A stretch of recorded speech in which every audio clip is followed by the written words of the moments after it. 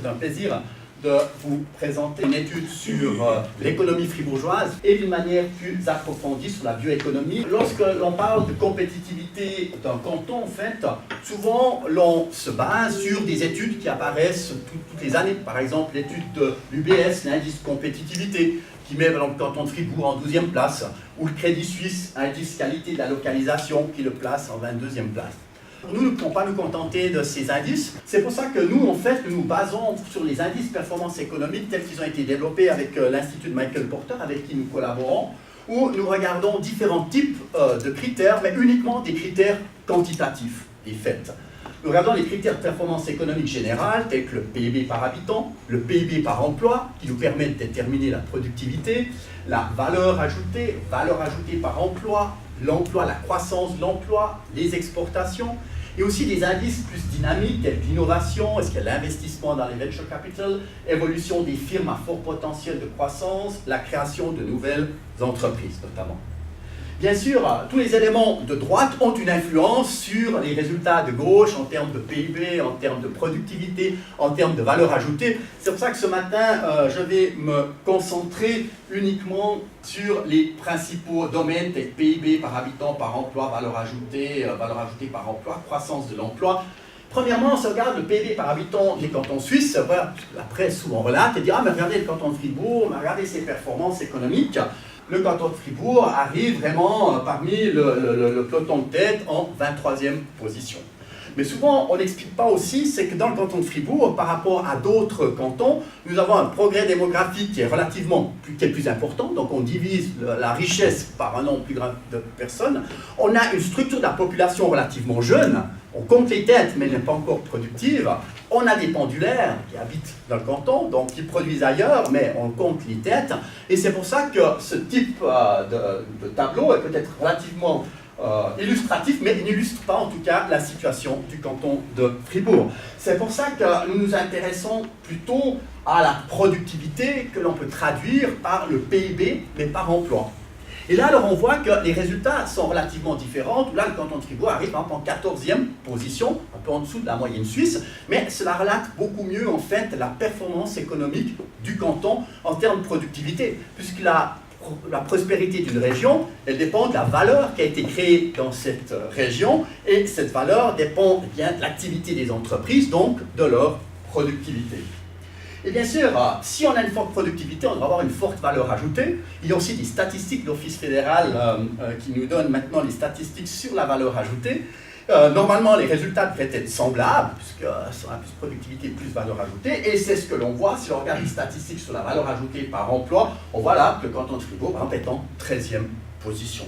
Donc, si on devait maintenant, d'une manière succincte, placer la prospérité et les performances économiques du canton de Fribourg sur le tableau suisse, on le placerait plutôt milieu vers la 13e, 14e position, plutôt que dans d'autres positions. En fait. Et cela relève la qualité de la localisation.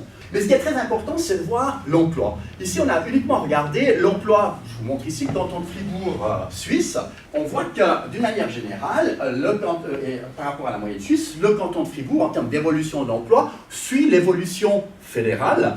Mais on voit que depuis 2008-2011, nous sommes légèrement supérieurs. La croissance de l'emploi est légèrement supérieure. Et encore une fois, ici, il s'agit d'une croissance. Mais si l'on regarde depuis 2005-2008, l'évolution du secteur secondaire, il y a toujours eu, en fait, il n'y a pas eu une décroissance de l'emploi. Il y a toujours une croissance de l'emploi dans le secteur secondaire. Donc, juste pour dire qu'en termes d'emploi, souvent c'est un critère important, donc il y a toujours eu une création continue d'emplois, pas de croissance négative dans le secteur secondaire depuis 2005, et que la croissance du canton de Fribourg suit en fait l'évolution fédérale. Et là, ce que nous avons regardé aussi dans l'étude, on a essayé de grouper les secteurs industriels, car maintenant, c'est très difficile de pouvoir uniquement raisonner par secteur industriel. Déjà, on le verra dans la bioéconomie, on parle de secteur primaire, secondaire, tertiaire, tout sera peut-être fini, parce que maintenant, des activités prennent du primaire avec du tertiaire et avec du secondaire, et les frontières entre les industries commencent à disparaître, en tout cas pour certaines industries, mais on a regardé les principales grappes d'activité dans le canton, en fait. Et l'on voit que, par exemple, en termes d'emploi et de valeur ajoutée, on voit que les principales activités et grappes d'activités sont principalement dans le secteur alimentaire, du bois, machines, métaux, chimiques, pharmaceutiques, construction. Donc en termes d'emploi, ça représente environ plus de 37% de l'emploi. Et en termes de valeur ajoutée, environ 30% de la valeur ajoutée. Ce sera important après lorsqu'on va parler de la bioéconomie dans quelques minutes en fait. On voit qu'on a un personnel fortement qualifié, présence des hautes écoles, bien sûr un problème sur le personnel que l'on forme ici par ailleurs, il n'y a peut-être pas forcément l'offre d'emploi, les connaissances linguistiques, situation géographique, le développement de clusters. Dans le canton de Fribourg, on a un développement de clusters mais qui est réel. Il y a ce qu'on appelle les collocative clusters, on en discutera. Ici, il ne s'agit pas de clusters complètement isolés. On voit déjà que les relations avec le cluster énergie et bâtiment, avec le cluster de la chimie, avec le cluster, tous les autres clusters, en fait, il y a des liens, en tout cas des liens technologiques, voire des liens en termes de formation du personnel. On a aussi regardé au plus vue qualité de vie, en fait, attirer les entreprises, où le canton de Fribourg, en comparaison avec d'autres cantons, pouvait se targuer d'avoir des forces, bien sûr, des faiblesses, l'accessibilité intracantonale, comparée à d'autres, peut-être à d'autres cantons. Venture capital, bon, il y a des actions qui sont prises maintenant, mais en comparaison intercantonale, c'est encore une faiblesse. En termes de taxation, qui existe maintenant, il y a aussi des projets, et l'offre de terrain exploitable, mais beaucoup d'opportunités, en fait, avec tous les centres d'innovation, Blue Factory, les centres privés, tels que à Marly, en fait, il y a les opportunités, puisqu'il y a des centres de compétences, il y a des clusters, donc plus d'interaction entre ces centres de compétences, clusters offrant de nouvelles opportunités. Une préservation de l'environnement qui est très important. Longtemps, le canton de Fribourg a été considéré comme vert, mais dans le sens agricole. Les activités qui sont peu considérées, alors que maintenant, le secteur agricole devient un secteur, mais ça vient de l'or, en fait.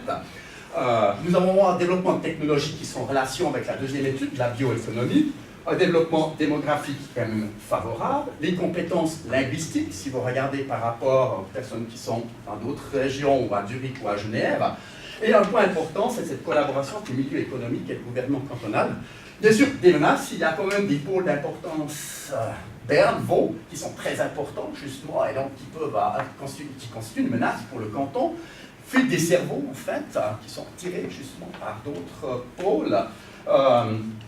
Le renforcement de la position du canton, enfin attention que ce ne soit pas uniquement la région dortoir et que les personnes créent de la valeur à l'extérieur du canton. On parle pendant des années du bilinguisme français-allemand, il est important, mais maintenant on ne peut plus dire que c'est la force numéro 1 du canton. Il faut être réaliste. Concurrence fiscale d'autres cantons, y compris limitrophes. Donc ici, parce que ce n'est pas l'objet du workshop, c'était uniquement de vous donner juste un aperçu vraiment général, ce que l'on peut présenter même à d'autres régions suisses ou surtout étrangères sur l'économie fribourgeoise.